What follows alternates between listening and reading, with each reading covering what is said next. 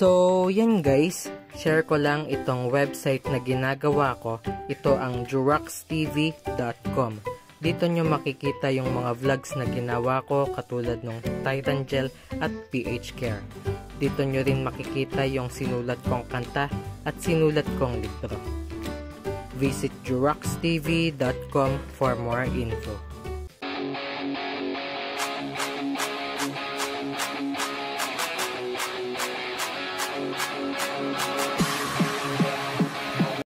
Good day guys and welcome back to my channel.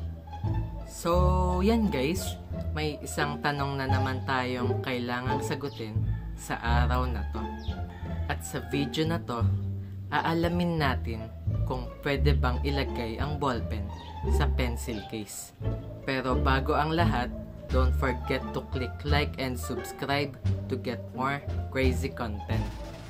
So, yan guys, kung napapansin nyo sa likod ko, medyo kinukuha ako ng liwanag, kaya magpapalit tayo ng location.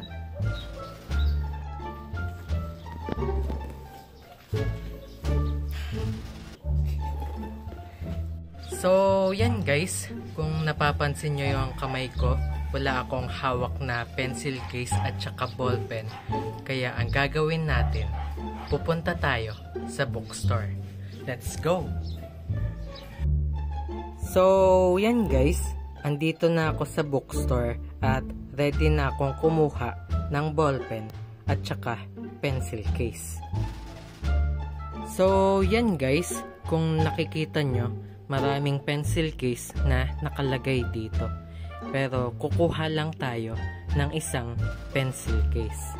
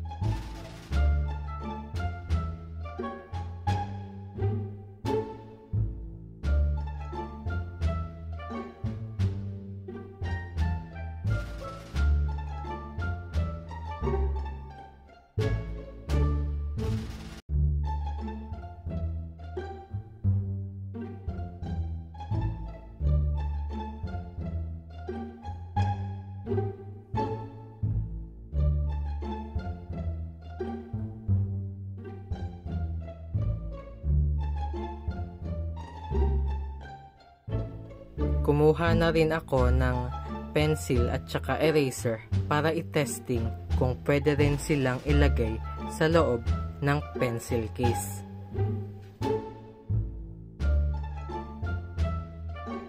So yan guys, nakakuha na ako ng ballpen at saka pencil case at kumuha na rin ako ng eraser at saka lapis para i-testing kung okay lang din ba siya ilagay dito sa pencil case.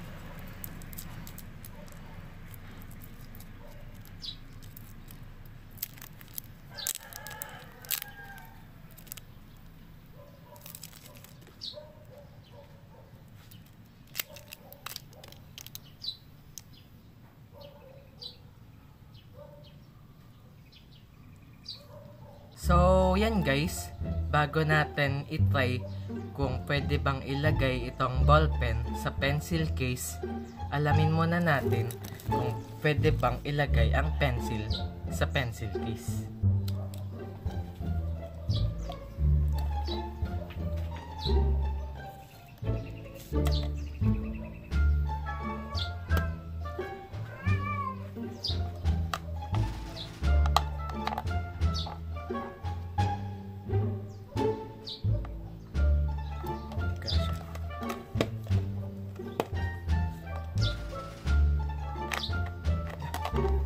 Siya.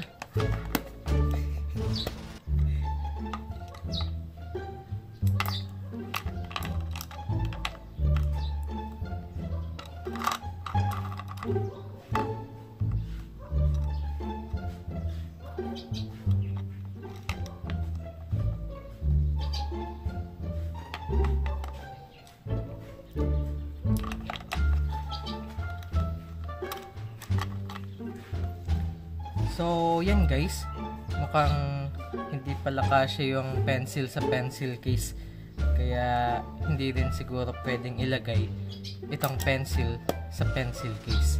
Try na lang natin itong eraser. Yan.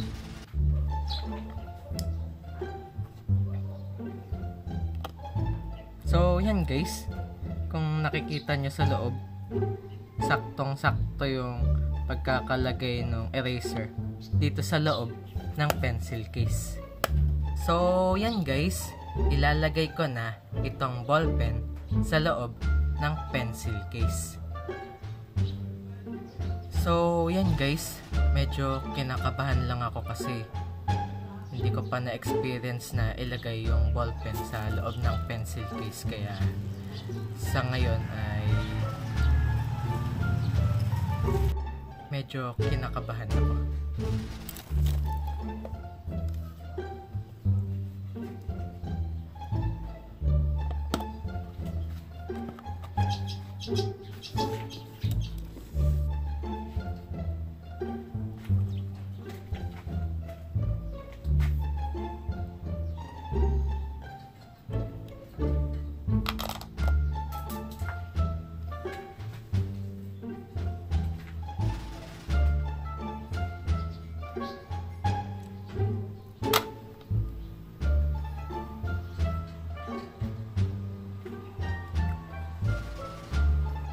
So, yan guys, so far wala pa namang nangyayaring masama habang nakalagay itong ballpen sa loob ng pencil case.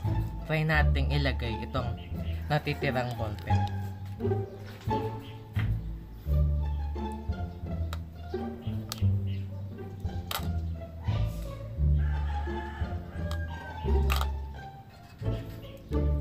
So, yan guys, kung nakikita nyo sa loob ng pencil case, kasya naman siya. Kaya sa feeling ko ay pwede naman sigurong ilagay ang ballpen sa loob ng pencil case.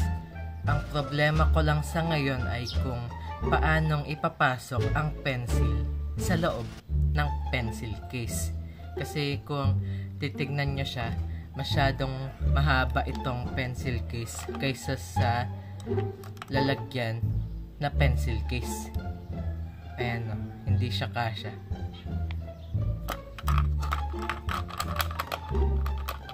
So, yan guys, isang tanong na naman ang nasagot natin sa araw na to, at sa tanong na pwede bang ilagay ang ballpen sa loob ng pencil case, ang sagot ay pwede. Kasi pag tinry nating ipasok siya sa loob, kasyang-kasya naman siya sa loob ng pencil case.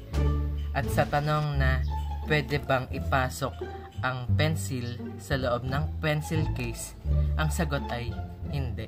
Kasi kung itatry mo siyang ipasok sa loob, hindi siya kasya kasi masyadong malaki itong ballpen para makapasok sa loob ng pencil case.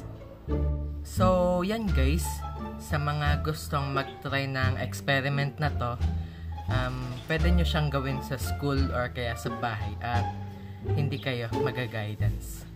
So, yan guys, Sa susunod na video naman, aalamin natin kung pwede bang magkape sa Mad Cafe kahit hindi naman ako galit.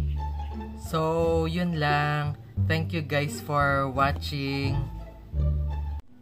So, yan guys. Shout out sa mga nagko-comment sa YouTube channel ko. Shout out kay Hakotara, Just Okay Brian, Michael Lester, ako to si Shan, and kay Fonashare Anthony. Maraming salamat din kay REV, Benji Valdez, Tinapay D. Reborn, Hadeto Angel Rust, and kay RJPD Karaoke at iba pa. So, yan guys. Sa mga hindi ko pa na shoutout, i-type nyo lang yung pangalan nyo sa baba at isa-shoutout ko kayo sa next video. Shoutout din sa mga taong nakakakilala sa akin sa totoong buhay. And shoutout din kay Lalabs.